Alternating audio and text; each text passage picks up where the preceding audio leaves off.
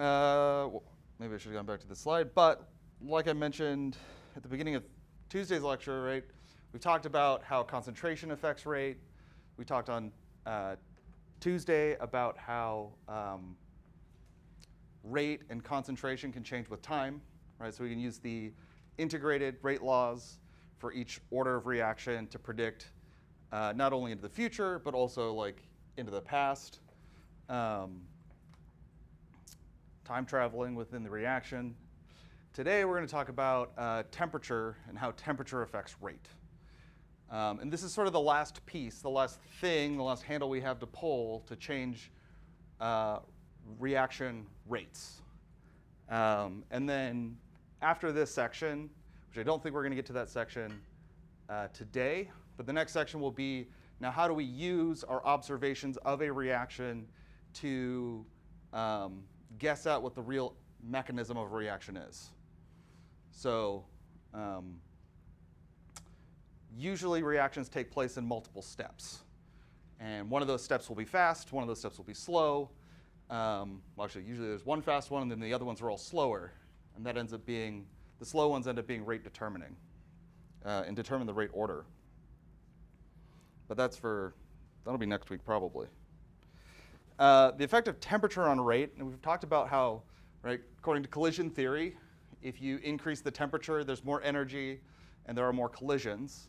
So then your chances of having a reaction between two atoms or molecules goes up. Right? So increasing temperature generally increases rate. And for biological reactions, and really most reactions, a 10 degrees C increase in temperature can double or triple the rate of a reaction. So, right, 10 degrees C is not that hard to do. Like room temperature is like somewhere between 16, 18 degrees C. So it wouldn't be that hard to heat something up to like 28 degrees C, which is like, be just over like 80, 85 degrees Fahrenheit. So for a reaction at room temperature, you can very easily speed it up to double, triple, quadruple the rate. The rate constant K, and we've seen this too in some of the problems, and you've seen it on Alex. They'll say this reaction rate is this at this temperature. And then up until now, we haven't used that temperature in those problems. But that's because K is only constant at a specific temperature. If the temperature changes at all, then K changes. So we have to combine the temperature dependence on the reaction rate is actually contained within the rate constant. And again, rate constant goes up with temperature, so that means the reaction gets faster. So the equation that describes the relationship between the rate constant and temperature, and actually also activation energy, is the Arrhenius equation. And then R is the gas constant. And I'm not going to remember exactly what all the steps were for this, but this is the same gas constant as like the ideal gas law, which is the 0.0821 atmosphere liter per mole Kelvin. If you convert it into units of joules per mole Kelvin, it's 8.314. So it's the same number, different units, and so it gets converted. And it's kind of a wacky conversion. It took me a while to figure out. You got to get down to the base SI units of a bunch of things. But here we also have temperature, and we have activation energy. Right? Because we've talked about how atoms and molecules, when they collide, they have to have enough energy to actually react. That's that activation energy. Yeah? Are we going to get the constants on the test? Or just memorize them? No, I'll give you the constants on the test. Yeah, because I'm going to give you the equations too. You just have to know how to use them. All right, so even though the reaction is energetically favorable, I don't know if we've looked at, you guys, in Chem 1 you did like reaction diagrams like this, looking at the initial energy of the reactants, products, right? Yeah, so quick review, this is the energy level of the reactants, energy level of the products, right? So most things want to go to a lower energy level, right? Like water flowing downhill. So it's energetically favorable to exist as the reactants. It's a lower energy state. But there's a speed bump in the way. So that speed bump is the activation energy. And I was trying to think of like, sort of physical analogies to what this would be. It's kind of like that, like if you're playing mini golf and there's that one hole where there's like a bump and then like this, and there's a bump on the other side, and then the hole is in the middle. And so you have to hit the ball up with like just the right amount of energy. So yeah, that's kind of what I was thinking of for activation energy.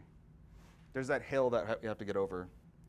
And then the frequency factor is the number of times the reactants approach the barrier per unit time, right? So go back to this mini golf example. It's like how frequently and how many times are you trying to hit that ball over the hill before it goes over?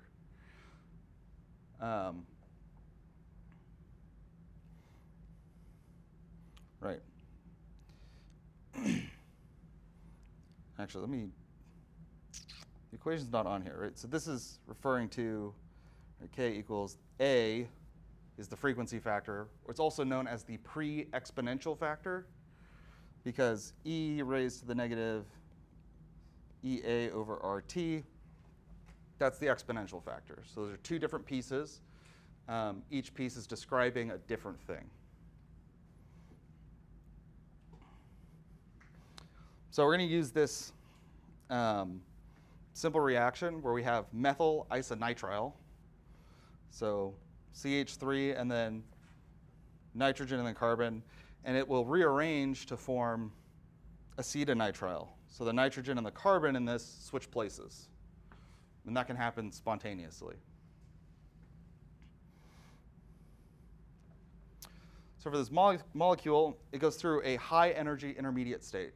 Right? It would really rather be either the methyl isonitrile or acetonitrile, because we've got carbon forming a bond with just the nitrogen or carbon forming a bond with just carbon instead of some weird hybrid bond between both carbon and nitrogen at the same time. So it's a very, very high energy state. So we need to have enough energy to reach that activated complex, this top one here, and then to convert into the product. And that energy in a reaction like this is going to come from the fact that when we see atoms and molecules, especially right on slides or drawn on a board, they're not moving. But they're constantly moving. And they are wiggling, and they are jiggling, and they are bouncing and stretching. And all of these bonds are in constant chaotic movement. And sometimes those bonds wiggle into a configuration that will flip that into the high energy state. Right? If it's wiggling hard enough, it'll flip into that high energy state, which is another reason that energy is tied to that, right? Because that temperature is tied to that, right? Higher temperature means it's moving more. Cool. So if we have a high activation energy, we're going to have a slower reaction rate, because the odds of any individual atom, or molecule in this case, getting to that high energy is going to be, well, that bar is going to be higher and higher and higher. It's kind of like asking people to I guess it's like reverse limbo, so where you have to step over the thing. So if you have or high jump. If you have high jump and you've got a really, really low bar, everybody's going to be able to just step over the bar. That's going to happen really fast. Suddenly you raise that bar up to 4 feet, and now a lot more people are going to have a hard time jumping over the bar without hitting it. Raise it up to 6 feet, and the number of people who successfully clear that bar is going to be really slow.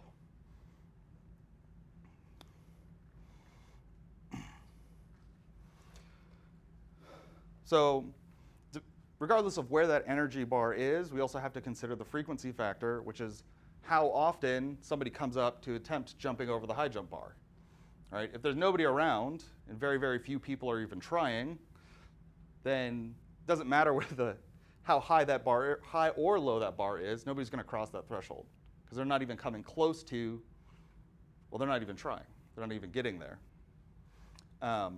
But if there's a huge line of people, then there's more odds of each individual person being able to jump over the bar. This is kind of, in this class, you don't get into it, but it's called statistical mechanics. So for a lot of these things, it's just dependent on how many attempts there are at the thing, and then how many atoms or molecules have the energy to do it. So these equations derive out of that. And that, it's statistics. It's the most statistics in chemistry, I think. So in this specific scenario, though, we're talking about, how many of these vibrating isomethannitriles are wiggling into that high energy transition state. All right, so the exponential factor is the fraction of molecules that have enough energy to make it over the activation barrier on a given approach. So that's this E raised to the negative EA over RT. So because this is E raised to a negative number, and this is partly why temperature has to be in Kelvin and not in degrees Celsius, because if it's in degrees Celsius, then negative temperatures would make this exponential factor positive, which would make it a huge number, potentially. But this number is always going to be negative, because your activation energy is always going to be a positive number in joules. R is a constant, and then temperature is based on Kelvin, so it has to be positive. So if this frequency factor, if the exponential factor, if our energy gets really, really high, how does that affect the exponential factor? Does it approach 0 or does it approach 1?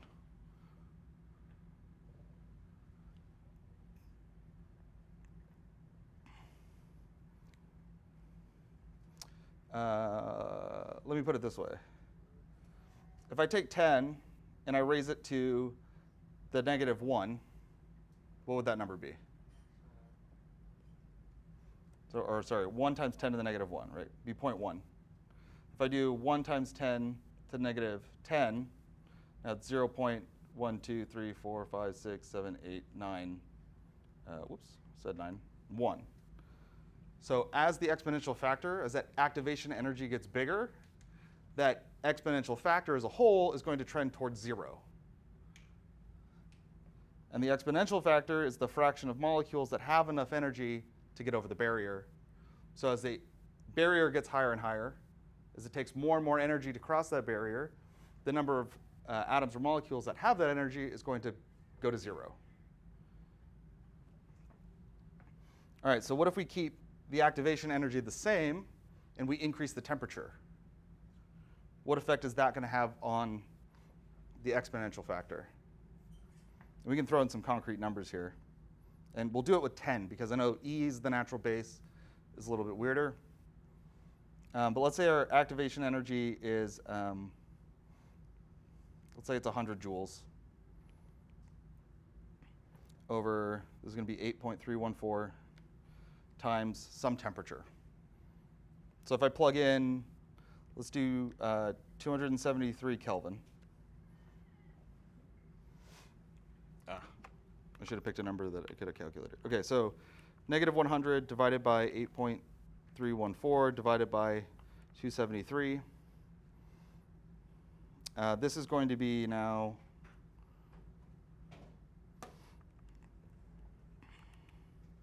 so the result of this would be 0.9035, whatever. So that's the proportion. 90% of our atoms or molecules here would have enough energy to cross the barrier. So if I make temperature larger, what's going to happen?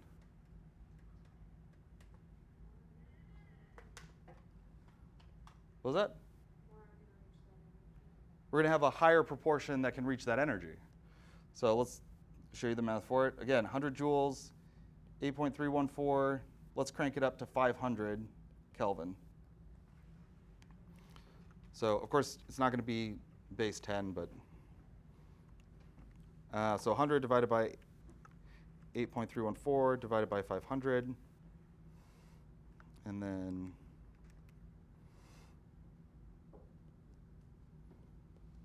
so now we go from 90 to 94%, right? So as temperature goes higher, this part of the exponent gets closer and closer to 0, and if 10 or e raised to the 0 power is just 1. So if we can get that to 0, then all of our particles or all of our atoms and molecules have enough energy. So it's built into the equation that increasing temperature means that we'll have, more reactions, because we have more particles that have the energy to get there.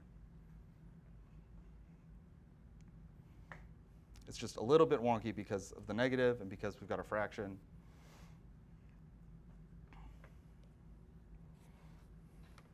So just to put it qualitatively, if we have a low activation energy and a high temperature, then the exponential factor approaches 1, where every single atom or molecule that approaches the energy barrier has enough energy to go over it.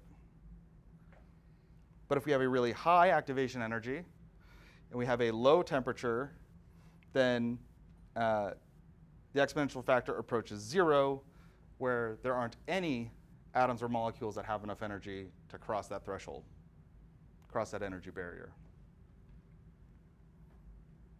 Right? So if you raise the bar higher, it's harder to get over.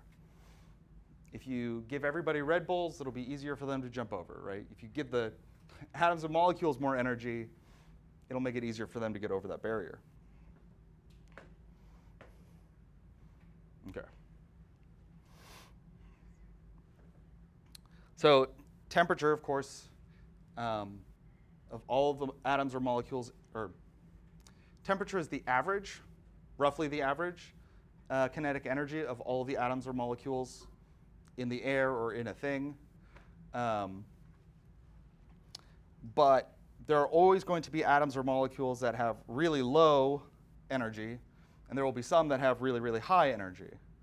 Increasing temperature just moves that distribution, so more of them have high energy, and we're shifting the middle of this. So like if you're to measure the temperature in here, you're measuring the average, essentially. And so this would be the temperature of the room. But if we increase the temperature, then we're shifting that average higher and higher and higher. This is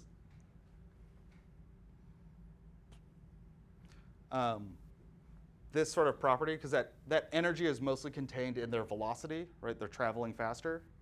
This is why we're running out of helium, because the sort of ambient temperatures on Earth are such that the velocity of helium, so it's related to,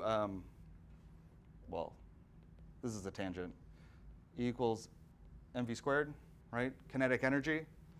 So mass, if we have a lighter particle, helium, super, super light, then if it has the same energy, or if energy stays the same, if we make mass small, then the velocity has to go up to have the same energy. So there's a fraction of helium, a significant fraction of helium atoms that have enough energy to leave Earth's gravity well. They're going at escape velocity into space. And unless they run into something, they're gone. They leave. And so eventually we will just run out of helium unless we make more. But same thing's happening here. That energy is related to the temperature. And the fraction of particles that has more energy than the activation, than the energy barrier, is the area under the curve past that energy activation, or activation energy. Right, so if this is where the bar that you have to jump over, this fraction of particles out here all has the requisite energy to get over it.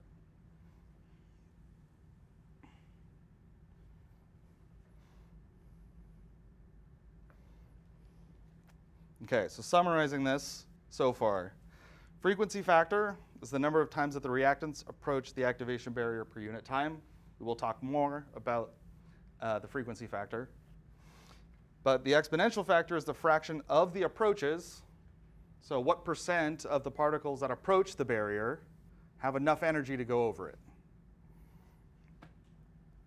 Then the exponential factor also increases with increasing temperature, but decreases with increasing activation energy. So you either change the activation energy, which is changing the height of the bar, or you change the amount of energy that, I guess in my high jump example, the amount of energy that the people jumping over have by increasing or decreasing temperature.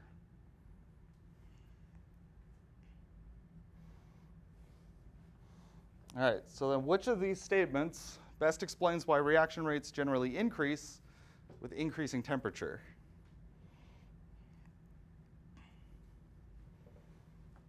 It's a lot to read, I know.